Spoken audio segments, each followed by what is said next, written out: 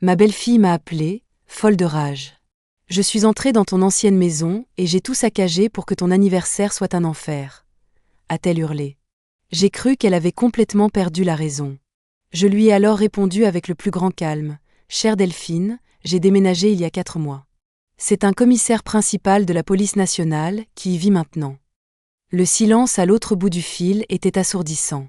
Mais cet appel n'avait rien d'un hasard. C'était l'aboutissement d'années durant lesquelles ma propre famille m'avait volé 280 000 €, tout en me faisant croire que je perdais la tête. Je m'appelle Amélie. J'ai 68 ans, et cette nuit-là, j'ai découvert que mon fils et ma belle-fille avaient prévu de tout me prendre avant ma mort. Ce qui s'est passé ensuite a changé nos vies pour toujours. Des arrestations, des procès, des détectives privés et un don qui a détruit ma famille mais m'a rendu mon âme, car il s'est avéré que sous-estimer une femme de 68 ans a été l'erreur la plus coûteuse de leur vie. Ceci est l'histoire de comment un appel de vengeance est devenu ma libération. Et je vous assure, vous ne laisserez plus jamais votre propre famille vous manquer de respect. C'était un mardi après-midi. J'étais en train de préparer mon gâteau pour mon anniversaire le lendemain, lorsque le téléphone a sonné. C'était Delphine, ma belle-fille, mais sa voix était différente, empreinte d'une rage que je n'avais jamais entendue. Amélie, je suis entrée dans ton ancienne maison et j'ai tout détruit pour que ton anniversaire soit un enfer, a-t-elle crié avec une telle fureur que j'ai dû éloigner le téléphone de mon oreille. J'ai brisé ta vaisselle préférée, jeté tous tes vêtements et détruit ces horribles tableaux que tu aimes tant. Je voulais que tu souffres, comme j'ai souffert toutes ces années. Mon cœur s'est emballé, mais pas de peur. C'était étrange, presque un soulagement. Après 9 ans à supporter son mépris, ses manipulations et ses tentatives de contrôler chaque euro que je dépensais, elle avait enfin montré son vrai visage. J'ai pris une profonde inspiration et lui ai répondu avec un calme qui m'a moi-même surprise. « Chère Delphine, dis-je, savourant chaque mot, j'ai déménagé il y a 4 mois. C'est le commissaire Martin de la police nationale qui y vit maintenant. » Le silence à l'autre bout du fil fut assourdissant. Je pouvais l'entendre halter, probablement en train de réaliser ce que je venais de dire. 4 mois. 4 mois sans qu'elle ni mon fils, Antoine, ne remarquent mon départ. 4 mois sans qu'ils ne prennent la peine de me rendre visite, de me demander comment j'allais ou si j'avais besoin de quelque chose. Quoi ? Qu'est-ce que tu as dit ? Sa voix tremblait maintenant. Ce que tu as entendu, ma chère. Le commissaire Martin a emménagé le mois dernier. C'est un homme divorcé avec 3 enfants, et il prend la loi très au sérieux. Je suppose qu'il a déjà alerté ses collègues. Je fis une pause, la laissant digérer la réalité. Dis-moi, Delphine, à combien s'élèvent exactement les dégâts que tu as causés ? J'entendis un gémissement étouffé de l'autre côté. Je savais qu'elle faisait le calcul mentalement. Violation de domicile, dégradation de biens, vandalisme. Cela pourrait lui coûter très cher en France. Amélie, je pensais. Elle pleurait maintenant. Tu pensais que tu pouvais continuer à me blesser sans conséquence, l'interrompis-je. Tu pensais que cette vieille folle ne se défendrait jamais ? Tu pensais que je resterais pour toujours ta source d'argent et d'humiliation ? J'ai raccroché, les mains tremblantes, non pas de peur, mais d'un sentiment étrange que je n'avais pas ressenti depuis des années, le pouvoir. Pour la première fois depuis longtemps, j'avais le contrôle. J'ai regardé par la fenêtre de ma nouvelle maison, petite mais mienne, payée avec mes propres économies, et j'ai souri. Le téléphone sonna de nouveau. C'était Antoine. « Maman, qu'as-tu fait ?» La voix de mon fils était désespérée. Je l'avais rarement entendue aussi agitée. « Delphine est au commissariat. Elle prétend que tu savais qu'elle irait à la maison. » Je me suis assise dans mon fauteuil préféré, le seul meuble que j'avais pu sauver de mon ancienne vie, et j'ai soupiré. Il était temps d'expliquer à mon fils pourquoi sa mère avait disparu de son radar pendant 4 mois sans qu'il ne s'en aperçoive. « Antoine, assieds-toi et écoute-moi bien, car ça va faire mal. » Ma voix était plus ferme que je ne l'aurais cru. Il y a 5 mois, après l'enterrement de papa, vous êtes venus me voir tous les deux avec une proposition très généreuse. Tu te souviens ? Je pouvais entendre sa respiration nerveuse à l'autre bout. Bien sûr qu'ils s'en souvenaient. Ils étaient arrivés avec un dossier plein de documents, parlant d'opportunités d'investissement et du fait que moi, une femme seule, ne pourrais pas gérer les 70 000 € que ton père m'avait laissés. Delphine m'a expliqué que vous aviez besoin de ces 70 000 € pour agrandir votre commerce de pièces automobiles. Vous avez dit que c'était un investissement sûr et que je récupérerais mon argent doublé en 6 mois. Je me suis arrêtée, me rappelant comment il m'avait fait sentir idiote d'avoir hésité. Tu sais ce que j'ai fait le lendemain, Antoine? Maman. Yeah. Je suis allée à la banque et je me suis renseignée sur cette société que vous aviez mentionnée. Et tu sais ce qu'ils m'ont dit? Qu'elle avait fait faillite il y a 8 mois. Alors, j'ai engagé un comptable pour vérifier les papiers que vous m'aviez donnés. Ils étaient faux, Antoine. Tout était faux. Le silence s'étira si longtemps que je crus qu'il avait raccroché. Après ça, j'ai continué à chercher, poursuivis-je, sentant chaque mot comme un clou de plus dans le cercueil. J'ai découvert que vous m'aviez soutiré 5 000 € supplémentaires au cours des 3 dernières années, que vous n'avez jamais remboursés. Des petites sommes. 900 € pour les frais de scolarité des enfants, 3 500 € pour des urgences médicales inexistantes. Maman, on voulait juste. Silence. Criai-je, surprise par ma propre force. Pendant 9 ans, chaque fois que vous me rendiez visite, Delphine fouillait dans mes affaires, mes documents, mes relevés de compte. Je pensais que c'était de la curiosité de belle-fille. Maintenant, je comprends qu'elle inventoriait tous mes biens. Antoine se mit à pleurer à l'autre bout du fil. Les pleurs d'un homme adulte qui sait qu'il a été pris. Alors, il y a 4 mois, pendant que vous planifiez de tout me prendre, j'ai déménagé. J'ai vendu la maison, pris mes économies et disparu de votre vie. Et tu sais ce qui est le plus triste dans tout ça? C'est qu'en 4 mois, pas une seule fois vous ne vous êtes demandé où était votre mère. Après avoir raccroché avec Antoine, je me suis préparé une camomille et me suis assise pour réfléchir à la façon dont j'en étais arrivée là. Delphine était entrée dans nos vies il y a 9 ans comme une bénédiction. Antoine avait 27 ans et avait eu plusieurs petites amies qui, honnêtement, ne m'avaient pas convaincue.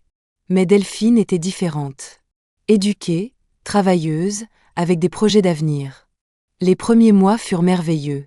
Elle m'aidait en cuisine, me demandait des recettes de famille, m'a même demandé de lui apprendre à broder comme ma mère l'avait fait. Je pensais enfin avoir la fille que je n'avais jamais eue. Quelle naïveté. Le changement a commencé insidieusement après le mariage. D'abord, des commentaires innocents. Amélie, tu ne trouves pas que cette maison est bien trop grande pour toi et Philippe? Ou, avec ce que vous dépensez pour cette maison, vous pourriez nous aider avec la compte pour notre appartement. Mon mari, que Dieu ait son âme, me disait de ne pas l'écouter. Que c'était normal pour les jeunes de vouloir leur indépendance. Mais Delphine avait d'autres plans. Peu à peu, elle a commencé à m'isoler de mes amis. Amélie, tu ne trouves pas que Geneviève parle trop de ses petits-enfants? C'est presque comme si elle se vantait qu'ils sont meilleurs que les tiens, non? Ou, oh, belle maman, ces dames du club de couture ne font que jacasser. Vous qui êtes si élégante, vous devriez chercher des amitiés à votre niveau. Au début, je me sentais flattée. Je pensais qu'elle se souciait vraiment de moi. Mais quand je m'en suis rendu compte, je n'avais plus d'amis. Tout avait disparu de ma vie parce que Delphine leur trouvait toujours des défauts. Puis est venu le contrôle financier. Quand Philippe est tombé malade, Delphine a proposé de m'aider avec les frais médicaux. Belle maman, ne vous inquiétez pas pour ça. Laissez-moi gérer les comptes pendant que vous vous occupez de mon beau-père. Cela semblait si attentionné, si aimant. Mais Delphine avait étudié la gestion. Elle savait exactement ce qu'elle faisait. Elle a commencé à gérer mes cartes de crédit, mes relevés bancaires, et a même convaincu Philippe de lui donner une procuration notariée au cas où quelque chose arriverait. Quand mon mari est mort, j'ai réalisé que Delphine en savait plus sur mes finances que moi-même. Les dizaines de milliers d'euros qu'il m'avait soutirés au fil des ans suivaient toujours la même tactique. D'abord, Delphine pleurait, racontant des histoires dramatiques d'urgence, d'opportunités manquées, de besoins urgents. Si j'hésitais, Antoine arrivait avec son air d'enfant réprimandé. Maman, Delphine ne veut que le meilleur pour la famille. Si je refusais encore, venait la manipulation émotionnelle. Amélie, nous sommes votre seule famille. Vous ne nous faites pas confiance? Vous préférez que des étrangers aient votre argent quand vous ne serez plus là? Et la phrase qui me blessait le plus, belle maman, vous êtes plus âgée maintenant. Ces chiffres vous embrouillent. Laissez-nous vous aider avant que vous ne fassiez une grave erreur. Ils m'ont fait croire que j'étais sénile. Que je ne pouvais pas gérer mon propre argent, que sans eux, j'étais perdue. Pendant des années, ils m'ont convaincu que j'étais un fardeau, une charge qui devait être reconnaissante d'avoir une famille qui la supportait. Jusqu'à ce que Philippe meure et que je puisse enfin voir la vérité. Pendant que je me remémorais mon calvaire, Delphine vivait le sien au commissariat. J'ai appris plus tard toute l'histoire par le commissaire Martin lui-même, un homme de 47 ans, divorcé, père de 3 adolescents et avec 20 ans de service dans la police nationale. Le commissaire avait acheté mon ancienne maison 1 mois auparavant. Après un divorce compliqué, il cherchait un endroit calme pour commencer une nouvelle vie avec ses enfants. La maison lui avait semblé parfaite, spacieuse, dans un quartier sûr, à un prix juste parce que j'étais pressée de vendre. Ce soir-là, Martin était rentré tard du travail.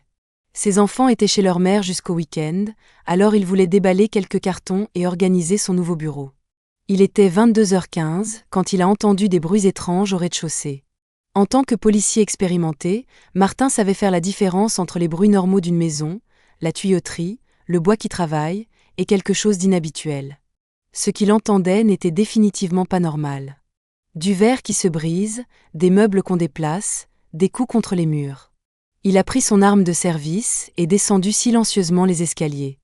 La lumière de la cuisine était allumée et il pouvait entendre quelqu'un jurer à voix basse. Quand il a atteint la porte, il n'en a pas cru ses yeux. Une femme élégamment vêtue, la quarantaine, était en train de détruire systématiquement sa cuisine. Delphine avait brisé toute la vaisselle que Martin avait déballée cet après-midi-là. Elle avait jeté la nourriture du réfrigérateur, renversé la table de la salle à manger et essayé d'arracher le carrelage du mur avec un marteau qu'elle avait trouvé dans le garage. « Police !» Les mains en l'air, bien en vue, a crié Martin, pointant son arme sur elle. Delphine s'est retournée, les yeux écarquillés. Son visage affichait un mélange de fureur et de confusion dont Martin se souviendrait pendant des années. « Qui êtes-vous ?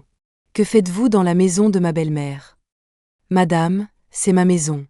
Vous êtes en train de commettre une violation de domicile et du vandalisme. » Martin garda son arme pointée sur elle, tout en appelant des renforts avec sa radio. « Jetez ce marteau et mettez-vous contre le mur. »« Non, c'est la maison d'Amélie Leroy.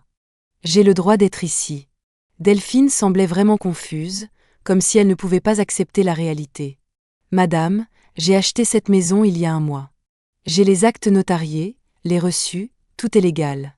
Madame Leroy a vendu et a déménagé. » Martin s'approcha lentement, la gardant sous contrôle. « Maintenant, expliquez-moi ce que vous faites en train de détruire ma maison. » Lorsque les renforts sont arrivés, ils ont trouvé Delphine assise par terre, en larmes, répétant sans cesse « Elle m'a menti. La vieille m'a menti. Je devais la faire souffrir. » Le commissaire Martin a estimé les dégâts à 18 000 €, incluant les appareils électroménagers, la vaisselle, les meubles et les réparations nécessaires. Delphine a été arrêtée pour violation de domicile, dégradation de biens et vandalisme aggravé. Mais ce qui a le plus frappé Martin, c'est l'aveu spontané de Delphine pendant qu'on lui passait les menottes. C'est la faute de cette vieille manipulatrice. Elle a pris l'argent qui nous revenait et maintenant elle joue la victime. Martin était un policier d'expérience. Il avait vu de nombreux cas de violence familiale et reconnaissait les signes quand quelqu'un était victime d'abus financiers. Delphine ne parlait pas comme une belle-fille inquiète. Elle parlait comme quelqu'un qui se sentait en droit de disposer des biens d'une autre personne. Ce soir-là, en rédigeant son rapport, Martin décida de faire quelque chose qu'il ne faisait pas habituellement. Rendre visite à Madame Amélie Leroy pour lui rapporter personnellement ce qui s'était passé. Le lendemain matin, à 8 heures, on sonna désespérément à ma porte. C'était Antoine, mais pas l'Antoine prospère et sûr de lui que je connaissais. Cet Antoine-là avait des cernes profonds, des vêtements froissés et une expression de panique que je n'avais pas vue depuis son enfance, quand il s'était perdu au marché. « Maman, tu dois m'aider. » Il entra sans attendre d'invitation et regarda autour de lui dans ma nouvelle maison comme s'il la voyait pour la première fois. En fait, c'était la première fois. Delphine est en garde à vue. Elle dit que tu lui as tendu un piège. Elle dit que tu savais ce qu'elle allait faire. Je suis restée sur le pas de la porte, sans l'inviter à s'asseoir. Après des années à être sa mère, à lui avoir tout donné et avoir sacrifié mes propres rêves pour les siens, mon fils ne venait me voir que quand il avait besoin de quelque chose. « Bonjour, Antoine. Je vais bien, merci de demander. » Mon ton était plus froid que je ne l'avais prévu, mais je ne pouvais plus faire semblant que tout allait bien. Je n'ai pas le temps pour les politesses. J'ai besoin de 35 000 € pour la caution de Delphine. Il arpentait mon petit salon comme un animal en cage. Les enfants demandent après leur mère.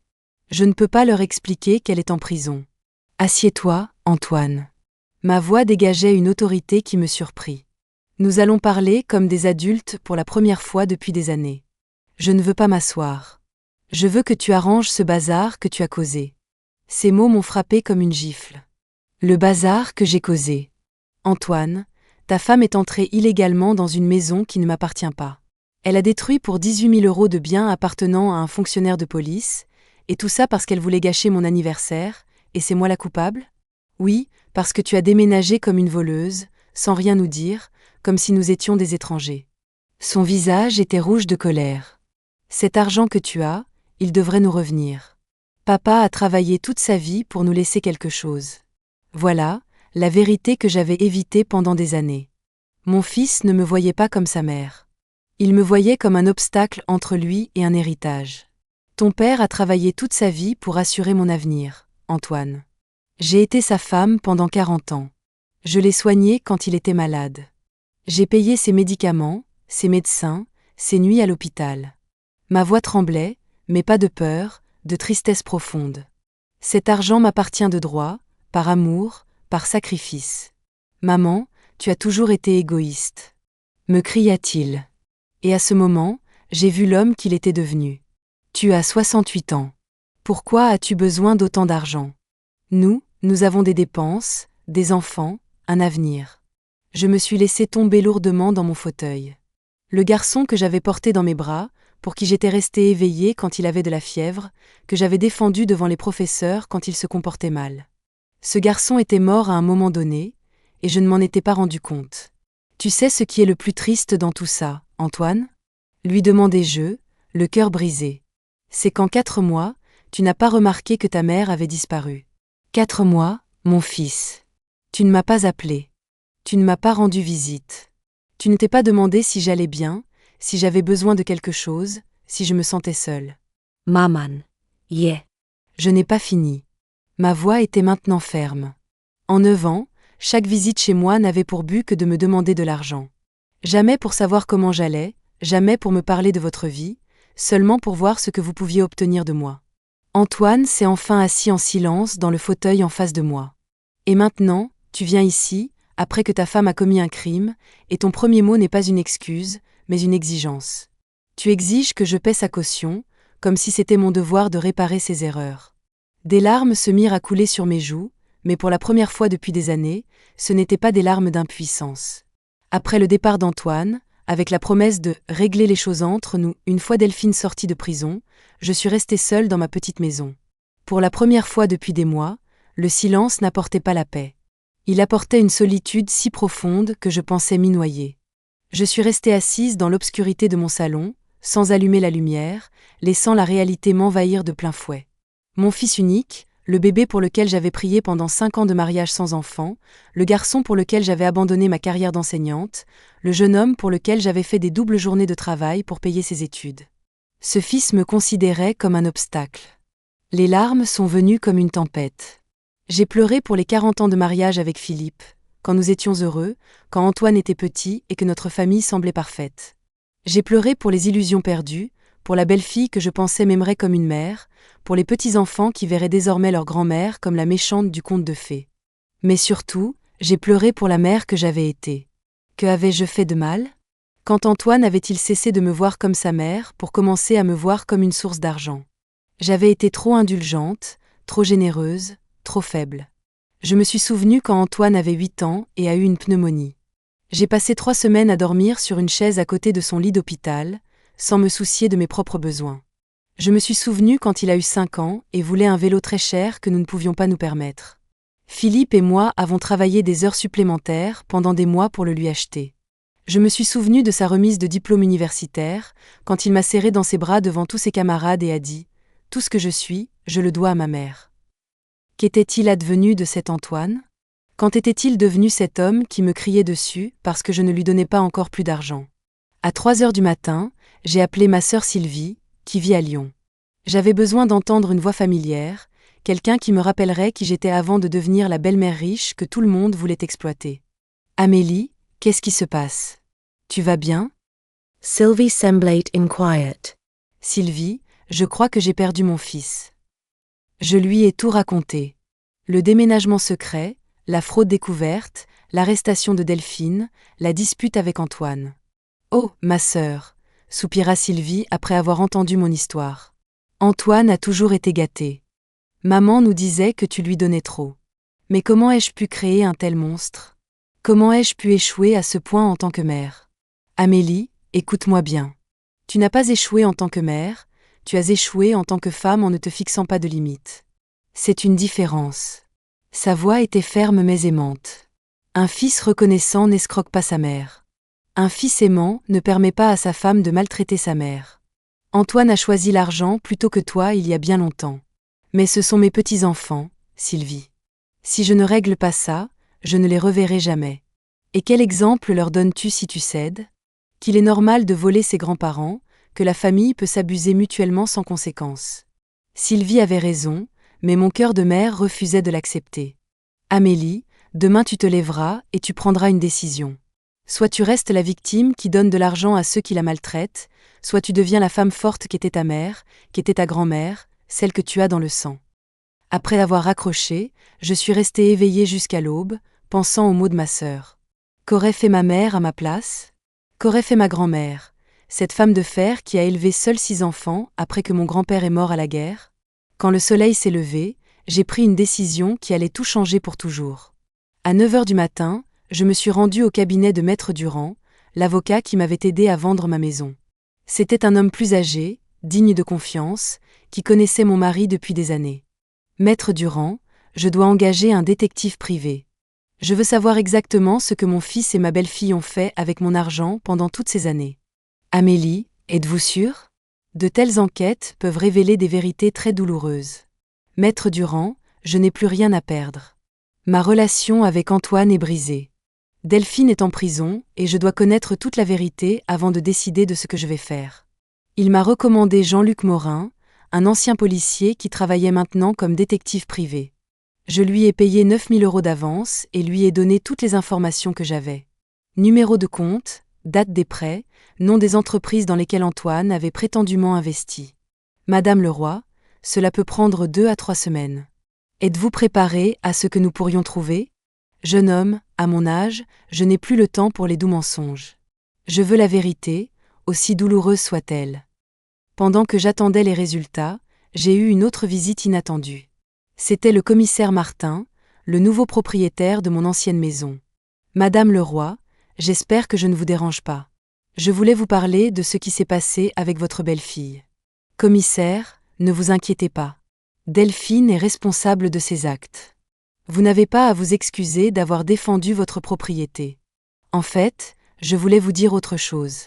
Martin semblait embarrassé. Quand j'ai arrêté Madame Delphine, elle a fait des déclarations très révélatrices. Elle a parlé d'argent qui lui appartenait prétendument, d'affaires, de plans pour prouver que vous n'étiez pas capable de gérer vos affaires. Mon sang se glaça. Qu'a-t-elle dit exactement? Elle a crié que vous aviez ruiné leurs plans, qu'à ce stade, ils auraient déjà dû avoir le contrôle de vos finances. Elle a mentionné quelque chose à propos de papiers signés et de médecins qui confirmeraient votre incapacité. Martin a sorti un petit enregistreur. J'espère que cela ne vous dérange pas, mais j'ai enregistré ses aveux. En tant que policier, j'ai vu de nombreux cas d'abus financiers sur des personnes âgées. Je pense que cela pourrait vous être utile. J'ai écouté l'enregistrement avec une horreur croissante. La voix de Delphine, déformée par l'hystérie, mais claire dans son contenu. C'est la faute de cette vieille folle. On aurait dû demander sa mise sous tutelle depuis longtemps. Le docteur Lemoine avait déjà le diagnostic prêt. Antoine avait déjà falsifié sa signature sur les procurations. Cet argent nous appartient. Antoine a falsifié ma signature? Demandai-je d'une voix tremblante. C'est ce qu'elle a dit. Elle a également mentionné des cartes de crédit à votre nom. 2 semaines plus tard, Jean-Luc Morin est venu me voir avec un dossier qui allait changer ma vie pour toujours. Les résultats de son enquête étaient dévastateurs. Madame Leroy, je suis désolée de vous informer que vos soupçons étaient fondés, mais la réalité est pire que ce que vous imaginiez. Antoine et Delphine avaient souscrit 3 cartes de crédit à mon nom, avec une dette totale de 110 000 €. Ils avaient utilisé des copies de ma carte d'identité et de faux justificatifs de revenus. L'argent avait été dépensé pour des vacances, une nouvelle voiture pour Delphine et diverses entreprises, qui étaient en réalité des systèmes pyramidaux. Mais il y a plus, continua Jean-Luc. J'ai trouvé des preuves qu'ils prévoyaient de vous faire déclarer incapable. Ils avaient des rendez-vous avec un psychiatre corrompu, le docteur Lemoine, qui était prêt à signer n'importe quel diagnostic pour 6 000 €. Et il voulait aussi ma maison. Il l'avait déjà hypothéquée illégalement, madame. Ils ont utilisé de faux documents pour obtenir un prêt de 12 000 € sur la propriété. C'est pour ça qu'ils étaient si pressés que vous signiez de nouvelles procurations. J'étais sans voix. Pendant 9 ans, alors que je pensais avoir une famille qui m'aimait, ils avaient systématiquement prévu de tout me voler. Que puis-je faire, Jean-Luc ? Avec ces preuves, nous pouvons porter plainte pour fraude, faux et usage de faux, et abus de faiblesse sur personne âgée. On parle de 8 à 12 ans de prison pour les deux. Cette nuit-là, je n'ai pas dormi. J'avais les preuves en main pour détruire complètement Antoine et Delphine. Mais j'avais aussi le pouvoir de construire quelque chose de nouveau, de meilleur. Il était temps de cesser d'être une victime et de devenir la justice. Le matin après avoir reçu le rapport de Jean-Luc, je me suis réveillée différente. Pas physiquement, mais mentalement. C'était comme si j'avais vu le monde à travers une vitre embuée pendant des décennies et que quelqu'un l'avait enfin nettoyé. J'ai pris une douche, mis mes plus beaux vêtements et me suis maquillée complètement pour la première fois depuis des années. En me regardant dans le miroir, j'ai reconnu la femme que j'avais été avant de devenir la belle-mère soumise que tout le monde attendait de moi. Mon premier arrêt fut la banque. « Bonjour, je dois parler au directeur de l'agence au sujet d'une fraude sur mes comptes. » Monsieur Lefebvre, le directeur de l'agence où j'avais mes comptes depuis 20 ans, est devenu blême quand je lui ai montré les preuves des fausses cartes de crédit. « Madame Leroy, c'est très grave. Nous allons immédiatement bloquer tous les comptes liés à ces numéros. Nous signalerons également la fraude aux autorités financières. Monsieur Lefebvre, je veux faire autre chose. Je veux transférer tous mes fonds sur un nouveau compte dans une autre banque, avec de nouveaux numéros et des codes de sécurité que seul moi connaîtrai. Bien sûr. Je vous recommande également de changer tous vos mots de passe et codes de sécurité. Mon deuxième arrêt fut chez Maître Durand, pour changer mon testament. L'ancien, rédigé quand Antoine était encore un fils aimant, lui laissait tout. Le nouveau serait très différent. Amélie, êtes-vous sûre de ces décisions ? Elles sont très drastiques. Maître Durand, pendant des années, j'ai pris des décisions en pensant aux autres. Aujourd'hui, je prends des décisions en pensant à moi. Ma troisième étape fut la plus douloureuse. Je suis allée à l'école de mes petits-enfants. Je devais les voir, leur expliquer que mamie n'avait pas disparu, que je les aimais, mais que les choses allaient changer. Mamie Amelie. Mes petits-enfants, Chloé et Lucas, ont couru vers moi quand ils m'ont vue à la sortie de l'école. « Bonjour mes amours, je peux vous parler un instant. » Je les ai emmenés dans un café près de l'école. Il était important qu'ils entendent la vérité de ma bouche, et non la version déformée qu'on leur raconterait sûrement à la maison. Les enfants, je sais que vos parents vous ont dit que mamie avait disparu sans prévenir. Je veux que vous sachiez que ce n'est pas vrai. Mamie a déménagé parce qu'elle avait besoin d'un endroit sûr. Pourquoi maman est en prison ? Demanda Chloé, les larmes aux yeux. Parce qu'elle a fait une très grosse erreur, mon trésor. Et maintenant, elle doit en assumer les conséquences. C'est vrai que tu ne nous verras plus. Lucas avait l'air si petit, si vulnérable. Les enfants, écoutez-moi bien. Je vous aime plus que ma propre vie. Vous serez toujours mes petits-enfants, toujours ma famille. Mais les adultes font parfois de mauvaises choses et quand ça arrive, il doit y avoir des conséquences. Je leur ai donné mon nouveau numéro de téléphone et ma nouvelle adresse. Si jamais vous avez besoin de moi, pour quoi que ce soit, appelez-moi. Je serai toujours là pour vous. Ce soir-là, Jean-Luc Morin m'a appelé avec des nouvelles importantes. Madame Leroy, j'ai des contacts au parquet. Delphine sera libérée sous caution demain, mais elle fera face à des accusations très sérieuses. Avec les preuves que nous avons, nous pouvons aussi poursuivre Antoine au pénal. Jean-Luc, je veux que vous portiez toutes les accusations, toutes sans exception. Vous êtes sûr ? Antoine est votre fils. Cela pourrait signifier des années de prison pour lui. Jean-Luc, mon fils est mort il y a des années. L'homme qui vient me réclamer de l'argent est un étranger qui porte mon nom de famille. Il y a autre chose.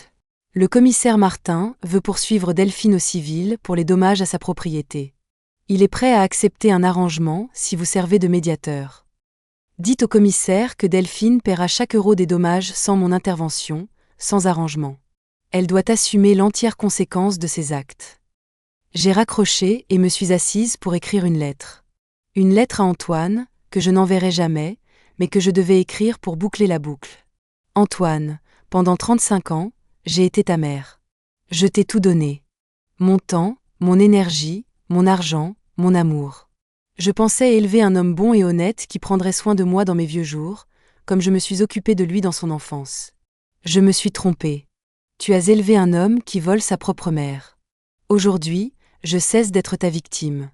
Aujourd'hui, je commence à être ta conséquence. Demain, la guerre commencerait, mais pour la première fois depuis des années, j'avais les armes. Le jour du procès est arrivé avec une pluie persistante qui semblait refléter l'atmosphère tendue de la salle d'audience. Delphine avait été libérée sous caution 3 semaines plus tôt, mais les charges contre elle s'étaient aggravées de manière exponentielle. Elle n'était plus seulement accusée de vandalisme et de violation de domicile, mais aussi de fraude bancaire, de faux et usage de faux, et d'abus de faiblesse sur personnes âgées. Antoine est arrivé au tribunal avec Delphine. Tous deux élégamment vêtus, dépensant probablement pour des avocats coûteux un argent qu'ils n'avaient pas. Ils m'ont vu entrer et Antoine a essayé de s'approcher de moi, mais mon avocat l'a intercepté. « Votre mère ne souhaite pas vous parler », dit fermement Maître Durand. « C'est ma mère. J'ai le droit de lui parler. » Antoine avait l'air désespéré. « Monsieur, votre mère est la victime dans cette affaire. Vous êtes l'un des accusés. Vous n'avez rien à vous dire. » L'expression d'Antoine en entendant les mots « vous êtes l'un des accusés » est quelque chose que je n'oublierai jamais. Jusqu'à ce moment, il pensait que seule Delphine avait des ennuis. Le procureur a commencé sa présentation, montrant les preuves que Jean-Luc avait recueillies. Les fausses cartes de crédit, les documents avec des signatures falsifiées, les relevés de compte qui montraient le vol systématique sur 9 ans.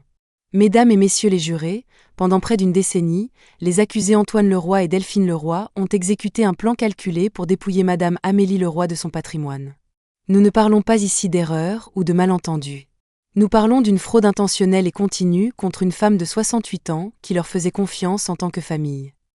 Quand j'ai été appelée à la barre, j'ai marché avec la dignité que j'avais perdue pendant des années et enfin retrouvée. J'ai regardé directement le jury, évitant les visages suppliants d'Antoine et Delphine. « Madame Leroy », m'a demandé le procureur, « pouvez-vous expliquer au jury ce que vous avez ressenti lorsque vous avez découvert que votre fils et votre belle-fille vous volaient depuis 9 ans ? » « Monsieur le procureur », ai-je répondu d'une voix claire, « je me suis sentie comme une idiote. Pendant des années, ils m'ont fait croire que j'étais sénile, que je ne pouvais pas gérer mes propres finances, que j'étais un fardeau pour ma famille. Maintenant, je comprends que cela faisait partie de leur plan pour me rendre incapable. Avez-vous suspecté à un moment donné ce qui se passait ? Quand mon mari est mort et que j'ai vu leur comportement, ils ne sont pas venus pour me réconforter ou m'aider dans mon deuil. Ils sont venus avec des papiers d'investissement et des plans pour mon argent. À ce moment-là, j'ai compris que pour eux, je n'étais pas une mère ou une belle-mère, mais un compte en banque. Le moment le plus choquant est venu lorsque le procureur a présenté l'enregistrement que le commissaire Martin avait fait la nuit de l'arrestation de Delphine. La voix hystérique de Delphine a rempli la salle. Le docteur Lemoine avait déjà le diagnostic prêt. Antoine avait déjà falsifié sa signature sur les procurations. Cet argent nous appartient. Antoine s'est levé brusquement. Cet enregistrement est illégal. Delphine était sous le choc. « Monsieur, asseyez-vous », a ordonné le juge. « Ce sera votre tour de parler quand votre avocat vous appellera à la barre. » Mais Antoine ne se contrôlait plus. « Maman, regarde-nous, nous sommes ta famille. Tu veux détruire ta propre famille pour de l'argent ? » « Silence », a crié le juge. « Encore un mot et je vous fais expulser de la salle. » Je me suis tournée vers Antoine pour la première fois de la journée. « Antoine, tu as détruit cette famille le jour où tu as décidé que je valais plus morte que vivante. Je ne fais que ramasser les morceaux. » L'avocat d'Antoine et Delphine a désespérément essayé de les présenter comme un jeune couple avec des problèmes financiers, qui avait emprunté de l'argent avec l'intention de le rembourser. Mais les preuves étaient accablantes. Lorsqu'ils ont présenté la liste complète des fraudes, 110 000 € sur de fausses cartes de crédit, 5 000 € de prêts non remboursés, l'hypothèque illégale de 12 000 € sur mon ancienne maison, même leur propre avocat avait l'air battu. Le procureur a fait sa plaidoirie finale. Mesdames et messieurs les jurés, les accusés n'ont pas seulement volé de l'argent. Ils ont volé la dignité, la confiance et la paix intérieure d'une femme qui les aimait inconditionnellement. Ils ont volé 9 ans de la vie de Madame Leroy, lui faisant croire qu'elle était incapable, sénile, un fardeau. Ce vol est plus grave que n'importe quelle somme d'argent. Quand le jury s'est retiré pour délibérer, je me suis assise dans les couloirs du tribunal, me sentant pour la première fois complètement en paix. Indépendamment du verdict, j'avais retrouvé ma dignité. Antoine s'est approché une dernière fois. « Maman, s'il te plaît, retire la plainte. On peut régler ça en famille. » « Antoine, dis-je doucement, les affaires de famille se règlent en privé. Les crimes se règlent au tribunal. » Le jury est revenu après 2 heures, coupable sur tous les chefs d'accusation. 6 mois après le procès, Antoine a été condamné à 6 ans de prison, avec possibilité de libération conditionnelle après 4 ans. Delphine a écopé de 5 ans.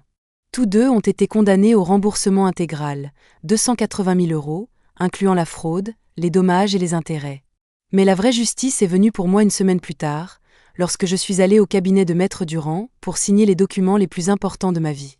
Amélie, êtes-vous absolument sûre de cette décision ? Une fois signée, il n'y aura pas de retour en arrière. Maître Durand, je n'ai jamais été aussi sûre de quelque chose de ma vie. J'avais décidé de donner la quasi-totalité de mon héritage à la maison de retraite Saint-Vincent. Un lieu qui s'occupait des personnes âgées abandonnées par leur famille. Avec ce don, il pourrait construire une nouvelle aile et embaucher plus de personnel soignant. Mais Amélie, que deviendrez-vous ? Comment vivrez-vous ? Maître Durand, il me reste 35 000 €. Ma maison est payée et j'ai ma retraite de l'État. C'est plus qu'il n'en faut pour vivre dignement. Et plus important encore, c'est à moi. Personne ne peut me le prendre, me manipuler pour l'obtenir ou me faire sentir coupable de le posséder. La cérémonie de remise du don a eu lieu à la maison de retraite. Des journalistes locaux, le directeur de l'établissement et quelques familles de résidents étaient venus. Pour la première fois depuis des années, je me sentais utile, appréciée, respectée. « Madame Amélie, » m'a dit la directrice, « pourquoi avez-vous décidé de faire ce don ? » Parce que je comprends ce que c'est que d'être invisible pour sa propre famille. Ces personnes âgées méritent la dignité, les soins et l'amour dans leurs dernières années. Si mon argent peut leur offrir cela, alors il a trouvé sa parfaite utilité. Pendant la cérémonie, j'ai vu mes petits-enfants dans la foule. Antoine avait été libéré sous caution en attendant le procès et avait amené Chloé et Lucas. Les enfants ont couru vers moi après l'événement. « Mamie, c'est vrai que tu as donné tout ton argent ?» demanda Chloé. « Je ne l'ai pas donné, mon trésor. Je l'ai investi dans quelque chose qui me rend heureuse. »« Tu ne seras plus riche alors ?» demanda Lucas, inquiet. « Les enfants, votre mamie n'a jamais été riche en argent, mais elle a toujours été riche en autre chose, en expérience, en amour-propre, en dignité. Et cette richesse, personne ne peut me la prendre. » Antoine s'est approché timidement. Il avait l'air usé, vieilli. La détention et les procès avaient laissé des traces. « Maman, il faut qu'on parle. »« Antoine, nous pouvons parler, mais à mes conditions. Je ne suis plus la femme que j'étais. Je comprends que tu sois en colère, mais je ne suis pas en colère, Antoine. La colère est un sentiment trop fort pour quelqu'un qui n'est plus aussi important pour moi qu'avant. Je suis déçue, et cette déception m'a libérée. Qu'est-ce que tu veux dire ? Je veux dire que pendant 35 ans, j'ai vécu pour toi. Maintenant, je vis pour moi. Pendant des décennies, je me suis souciée d'être une bonne mère. Maintenant, je me soucie d'être une bonne personne. Ça veut dire qu'il y a une chance. Ça veut dire que si tu veux vraiment reconstruire quelque chose avec moi, ce sera à mes conditions. Il n'y aura pas d'argent, Antoine. Pas de prêt, pas d'aide, pas d'urgence que je dois résoudre. Tu devras apprendre à vivre avec ce que tu gagnes par toi-même. Je comprends. Vraiment ? Parce que la première fois que tu viendras me demander de l'argent pour le loyer, ou pour les enfants, ou pour une urgence quelconque, ce sera la dernière fois que nous nous parlerons. Maman, je n'ai plus le droit de te demander quoi que ce soit. Je le comprends. Et autre chose, Antoine. Si tu veux une relation avec moi, tu dois suivre une thérapie. Pas parce que tu es fou ou mauvais, mais parce que tu dois comprendre comment nous en sommes arrivés là. Est-ce que tu irais aussi ? La question me surprit. Si ça t'aide à comprendre ce que tu m'as fait, oui. Mais ce sera un processus long, douloureux et sans garantie. Maman, je peux te poser une question ? Dis-le. Pourras-tu un jour me revoir comme ton fils, ou serai-je toujours l'homme qui t'a volé ? J'ai fermé les yeux, sentant le poids de ces mots. C'était la question que je me posais moi-même depuis des mois. Antoine, mon fils est mort le jour où tu as falsifié ma signature pour la première fois. L'homme qui me parle maintenant est quelqu'un qui essaie de renaître. Je ne sais pas qui sera cet homme, s'il me plaira, si nous pourrons construire quelque chose ensemble. Mais si tu es vraiment prêt à faire le travail, à affronter la vérité, à changer, alors peut-être que nous pourrons le découvrir ensemble. Quand pouvons-nous commencer? Quand tu prouveras que tu es sérieux. Quand tu trouveras un travail. N'importe lequel. Quand tu assumeras la responsabilité de ta vie sans demander d'aide à personne. Quand tu prouveras pendant au moins 6 mois que tu peux être une personne intègre. Et en attendant, demanda-t-il. En attendant, chaque fois que tu seras tenté de prendre des raccourcis, de mentir, de manipuler, souviens-toi où ça t'a mené la première fois. J'ai raccroché avec un mélange d'espoir et de tristesse. Peut-être qu'Antoine changerait, peut-être pas. Mais pour la première fois, ma paix intérieure ne dépendait pas de sa décision. 2 ans ont passé depuis que j'ai répondu à cet appel furieux de Delphine, et ma vie a changé d'une manière que je n'aurais jamais cru possible. Chaque matin, je me réveille dans ma petite maison, non pas avec l'angoisse de me demander à quelle nouvelle manipulation je vais être confrontée, mais avec la tranquillité de savoir que la journée m'appartient. Je suis bénévole 3 jours par semaine à la maison de retraite Saint-Vincent. Les personnes âgées là-bas m'ont appris que la vieillesse n'est pas synonyme d'invisibilité, que l'expérience est une sagesse et que nous méritons le respect, peu importe notre âge. Une dame de 90 ans m'a dit quelque chose que je n'oublierai jamais. Amélie, il n'est jamais trop tard pour commencer à s'estimer. Antoine a tenu parole. Il a trouvé un emploi de chauffeur-livreur, un travail simple qu'il aurait autrefois refusé par orgueil. Il suit une thérapie depuis 18 mois. Il paie ponctuellement les réparations ordonnées par le tribunal et ne m'a pas demandé un seul euro pendant tout ce temps. Nous nous voyons 1 fois par mois pour un café. Ce sont des conversations encore difficiles, mais qui deviennent lentement plus honnêtes. Delphine n'est jamais revenue de Bordeaux. Elle s'est remariée avec un homme plus âgé qui, m'a-t-on dit, a aussi des problèmes d'argent. Certaines personnes n'apprennent jamais. Mes petits-enfants m'appellent chaque semaine. Chloé, qui a maintenant 15 ans, m'a dit lors du dernier appel « Mamie, maman dit toujours du mal de toi, mais moi je me souviens comment tu t'occupais de nous quand on était petits. Quand je serai grande, je veux venir te voir. » La maison de retraite a construit sa nouvelle aile. Ils l'ont appelé le « pavillon Amélie Leroy ». Un honneur auquel je ne m'attendais pas, mais qui me remplit de fierté chaque fois que je vois la plaque dorée à l'entrée. 50 personnes âgées de plus ont maintenant un endroit digne pour passer leurs dernières années. Je me suis fait de nouvelles amies, des femmes de mon âge qui, comme moi, ont appris tard dans la vie que fixer des limites ne signifie pas être une mauvaise personne, mais être sage. Nous nous promenons le dimanche, allons au cinéma le mercredi et avons un club de lecture le vendredi. Ma vie sociale est plus riche que lorsque j'avais une famille qui me manipulait. Économiquement, je vis avec le nécessaire. Mes 35 000 € bien gérés me dureront de nombreuses années. Ma maison est payée. J'ai ma retraite et, plus important encore, tout ce que j'ai m'appartient. Je n'ai pas à cacher d'argent, à mentir sur mes dépenses ou à me sentir coupable quand je m'achète quelque chose de joli. La semaine dernière, une femme de 58 ans est venue à la maison de retraite pour rendre visite à sa mère. Elle m'a raconté son histoire. Des enfants adultes qui la poussaient à vendre sa maison, qui lui demandaient constamment de l'argent, qui la faisaient se sentir égoïste parce qu'elle ne donnait pas plus. Cela semblait si familier que ça m'a fait mal. « Chère madame, lui ai-je dit, vous ne devez pas votre dignité à vos enfants. Le véritable amour n'escroque jamais, ne manipule jamais, ne culpabilise jamais. Si vos enfants vous aiment, ils aimeront votre bonheur plus que votre argent. » Elle m'a donné son numéro. Maintenant, j'aide d'autres femmes âgées qui traversent la même chose que moi. Je les accompagne à des rendez-vous chez l'avocat, je les aide à organiser leurs finances. Je leur apprends à dire non sans se sentir coupable. À 70 ans, j'ai enfin compris quelque chose de fondamental. Le respect ne se mendie pas, il s'exige. La dignité ne se négocie pas, elle se défend. Et le véritable amour n'a pas besoin de chantage pour s'exprimer. Si je pouvais parler à la femme que j'étais il y a 2 ans, cette dame qui pleurait en secret pendant qu'on lui prenait tout, je lui dirais « Amélie, tu vaux plus que ton argent. Tu mérites plus que des miettes d'affection en échange de ton patrimoine. Tu as le droit de vivre sans peur, sans culpabilité, sans manipulation. » Mon histoire n'est pas unique. Des milliers de personnes âgées en France et dans le monde vivent des situations similaires. Des enfants, des belles-filles, des petits-enfants qui voient leurs aînés comme des sources d'argent et non comme des êtres humains avec des droits et des sentiments. Mais je veux aussi qu'ils sachent qu'il n'est jamais trop tard pour se défendre, jamais trop tard pour fixer des limites, jamais trop tard pour choisir la dignité plutôt que le confort familial. Aujourd'hui, alors que j'écris ces lignes à mon petit bureau, regardant par la fenêtre mon jardin que je plante et entretiens moi-même, je peux dire avec une certitude absolue: je suis libre. Libre du chantage, libre des manipulations, libre du fardeau d'être la sauveuse financière d'adultes qui ne veulent pas travailler.